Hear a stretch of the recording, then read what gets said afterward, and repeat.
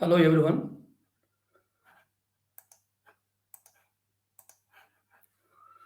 Thanks for attending my talk. Today I'm going to talk about Linux MIPI DSA bridge.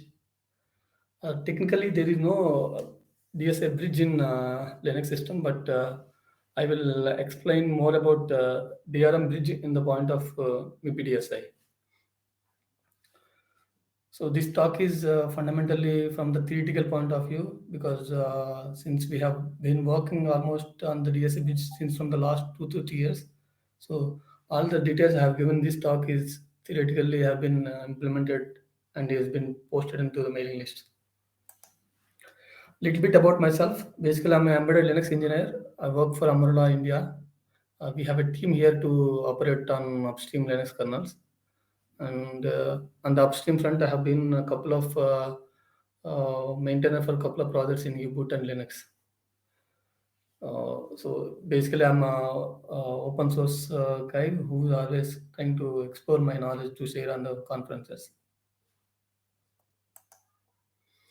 Coming to the agenda, the bridge that I will explain this presentation is more or less useful for the new DRM developers because there are a couple of changes is trying to explore in the DRM side, like trying to remove the existing and legacy encoders and the component ops. Yeah, those are the things that are right now working on. So I think this presentation will more or less will guide to the next level. To start with the agenda, I will explain about why bridges are required. Maybe DSA bridges are required. What are the different types of the bridges that I will categorize based on my experience, and I will explain about DRM bridge subsystem, and I will explain about how we can implement those bridges which have been discussed about maybe DSA bridges in the previous slides. And finally, how these bridges get enumerated during the probe time when the particular display interface panel or bridge is attached basically. Those who want to know about existing MIPI DSI, I have previous presentation talking about protocol standards and how it can be incorporated in Linux kernel. This seems to be brief, but I have explained more or less in detailed manner with respect to existing Linux DRM stack. So this presentation is actually the second version of this previous presentation I have been presented in embedded Linux conference. Yeah, why exactly MIPI bridges are required? Yeah, the bridges are required, or MIPI DSI is more or less useful in embedded market because of its protocol standards and the MIPI standards given by the MIPI forum. So most of the embedded device, consumer electronics to industrial, are coming with the host devices. With they choose MIPI DSI as a common protocol to interface with their display output. So I have categorized into four different areas where it lacks and MIPI DSI is off. Say for example, since MIPI DSI is a protocol standards, so there is a concept of creating a DSI controller from the SoC vendors to make use of the protocol standards. So there may be a chances of having a redundant DSI host on two exclusive SoCs. Say for example, the SoCs I've been working, IMX8 Mini and Exynos 54, having a different same set of controllers, like they more or less follow the same standards of DSI host specification. So this is where complexities of display host controller occur, and there is a concept called MIPI DSI to LVDS. Since these DSI panels are discrete, because you can find more or less more LVDS and RGB panels in the market rather than the DSI. So in that case, if you wanted to use the existing SoC on available markets, you need some kind of interface to convert the DSI to LVDS. So there is another concept, other use case that can drive one controller with two multiple or three multiple display outputs, where it uses to take the DSI as well as with whether the output display vendor is LVDS or RGB or any display port interface or something like that. In that case, also we need to have a use of some interface in between. And finally, there is other use case which is not at all not at all unusual for the panels.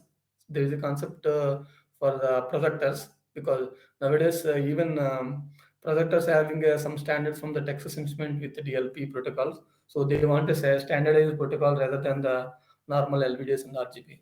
These are the typical areas where some interface which require to convert or even to standardize the complexity. So this is how it resolved basically. If it is on, say for example, the as I said with the host controllers, the Samsung PDSIM have host bridge is common across these two multiple SoCs. This is how the complexity of host bridge is been resolved. So there is another, that is one case, and for the incompatible display interfaces, for the converter point of view, there is a ICN 6211 bridge that converts MIPI DSA to LVDS. So existing LVDS users can be really make use of the existing protocol. And there is another bridge that gives you two outputs by converting DSA to LVDS. That is existing SN65 DSA 84. That is also from Texas Instruments. And for the projector's point of view, there was a DLPC 3433 bridge that can take the SoC MIPI DSA, and it can traverse to the projector interface so that the projector will able to understand the MIPI DSA data. All these bridges that I'm listed here are implemented technically. There is no pseudo of having further discussion. So from the types, I can categorize all these four as different types, like host bridge, and then second one is the converter bridge, and third one is the multi bridge, and second one is the fourth one is the DLP bridge. But technically, there are two kinds of DSA bridges available in Linux kernel. One is I2C based, and another one is non I2C based. I2C or SPI protocol are usually used for configuring the DSA bridge. You can see the ICN 6211 bridge is not I2C based, so it can the host can or panel or bridge can transfer the DSA commands instead of I2C configured data.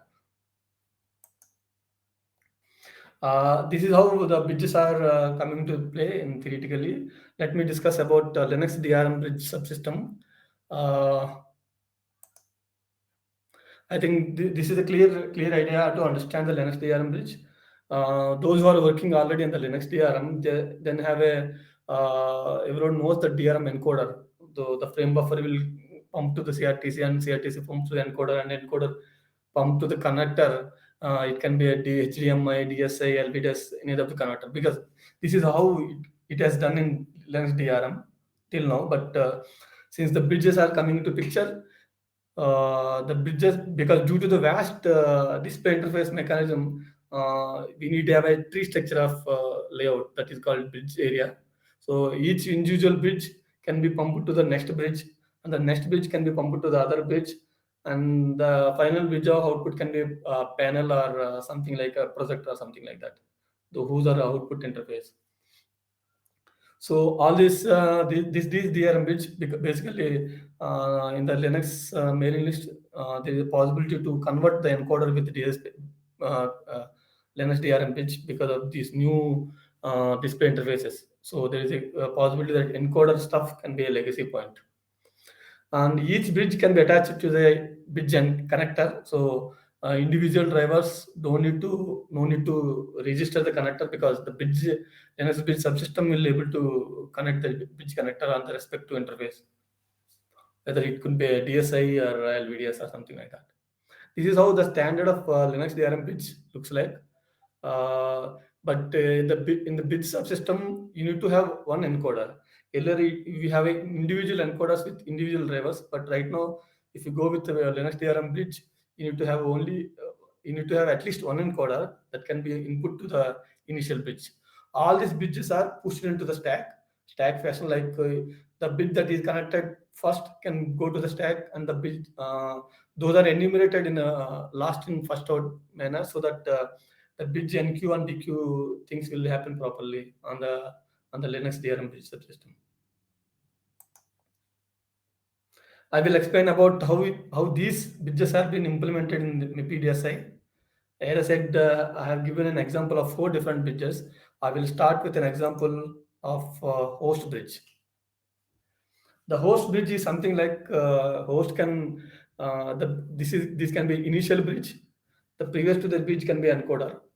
So host bridge can be feed to the another bridge. That bridge can be feed to the another bridge, or it can be a panel or output display.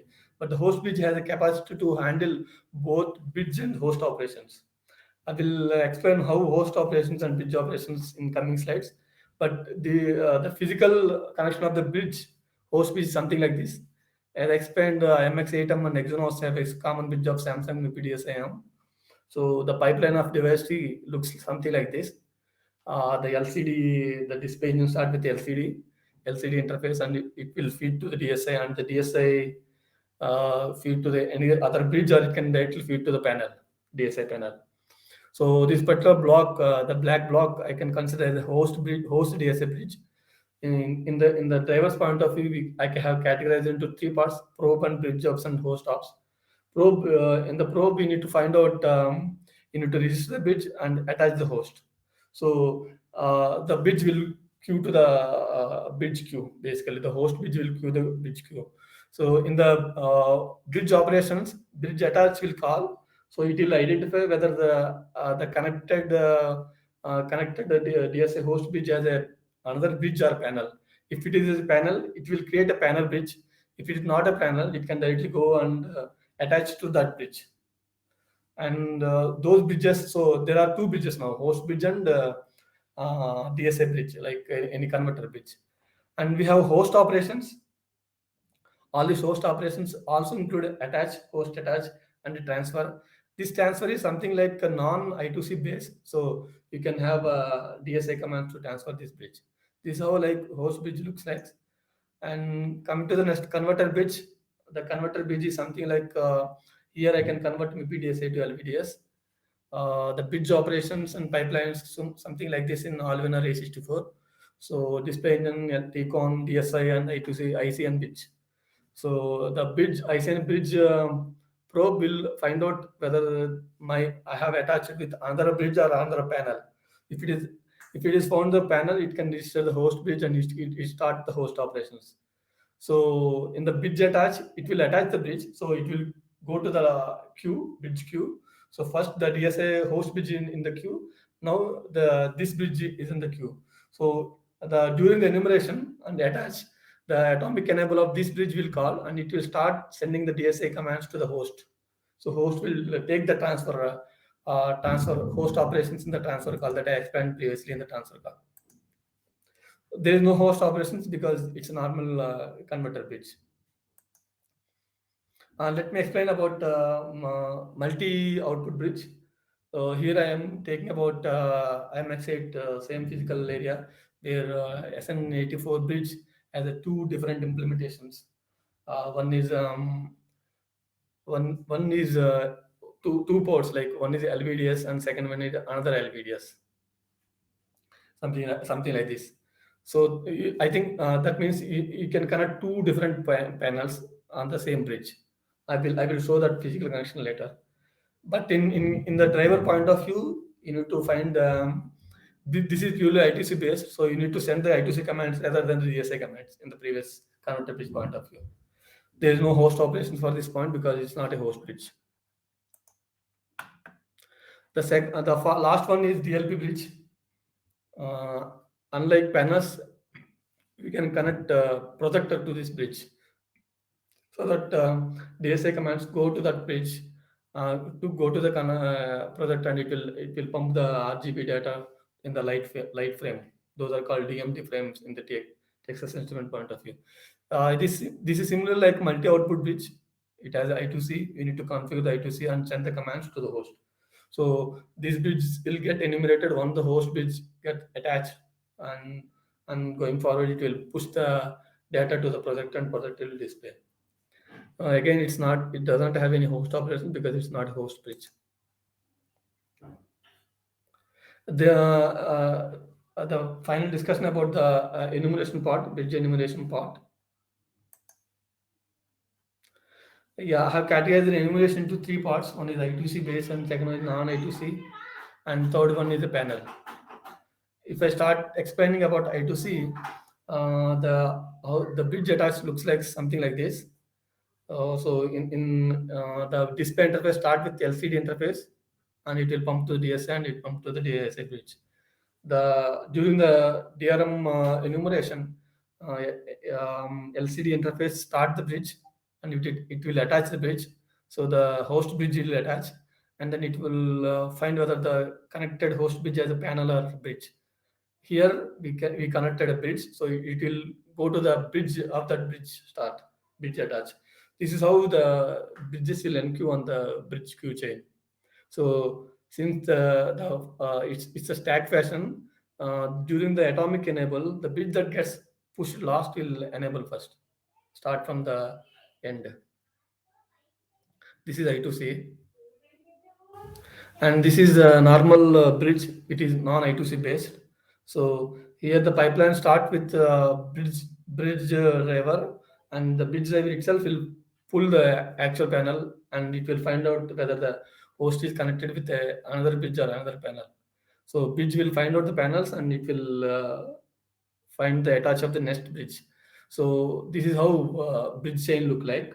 The ICN 6211 is the last bridge that is attached last, so it gets enumerated during the atomic enable function call. And third one is a panel type attachment. So even the panel is considered as a panel bridge. So if the pipeline connected a panel, it will identify it found the panel. So host bridge will create a panel for this. So it will create a panel bridge operations. So the during the atomic enable point of view, the panel bridge starts for acquiring those bridge operations. So this is how something like the panel bridge start from here. But technically, this panel bridge, you can use it of any of the DSA panels, unlike DSA bridge, because all these panels are constrained to drivers DRM panel. So these bridges will the host bridge has a facility to understand whether it can find whether the pipeline has a bridge or a panel. If it found the panel, it will create the panel bridge operations. So the panel bridge operations is part of DRM stack, DRM bridge subsystem. So individual drivers don't need to take care of those panel bridge attachment or panel bridge code. This is how the physical connection of all these bridges looks like. These are the examples I have taken so far in this presentation, basically. And all these bridges has been pushed into the main line, and right now is working on these particular verticals. The first one from the left, sorry, from the left, you can see there is a bridge in the panel. So Alvenar A83 as a board and Alvenar A64 as a board. SOCs have a MIPI DSA host bridge or host controllers, you can call it as. So there is a I2C ICN 6211 bridge. This is converter bridge. This is a simple converter bridge. So what it can do is it can take the MIPI DSA data from Allwinner and it will convert into LVDS, sorry, RGB on the panel side. That is the first one. And this is second one. You can able to see two different panels has been connected on the development platform. This is Ingicam IMX8M mini board. So you can able to see there is a SNA 65 DSA84 bridge on the SOM on the system and module. So you can see the backside there are the panels and this is another panel. So you can, since it's a DSI to multi output bridge, you can able to connect two different panels on the same bridge. And the last one is something different, like unlike a panel, we have DLPA projector. So this particular design has Alvenar R40. So it has Alvenar MIPI DSA bridge. So it can connect. We can connect the bridge. The design has DLPC 3433, and it is connected to the I2C configured data. So the data coming from the Alvenar is connected to the converted to the projector data of DMD. So you can able to see the projection how it looks like in the Linux area. These are the contributions I have made basically, because these are the examples I have used in this presentation. So I have entitled all these areas, so that if you have any further questions on this particular area, just feel free to catch me. And I have been working couple of things in my pipeline with respect to DSI, because we have DSI to HDMI in and HDMI out and DisplayPort, something like that. So those are the things which I have been working on right now. And yeah, that's it. Thanks for everyone for attending my talk. And if you have any questions, please feel free to ask me on the question area. Thank you.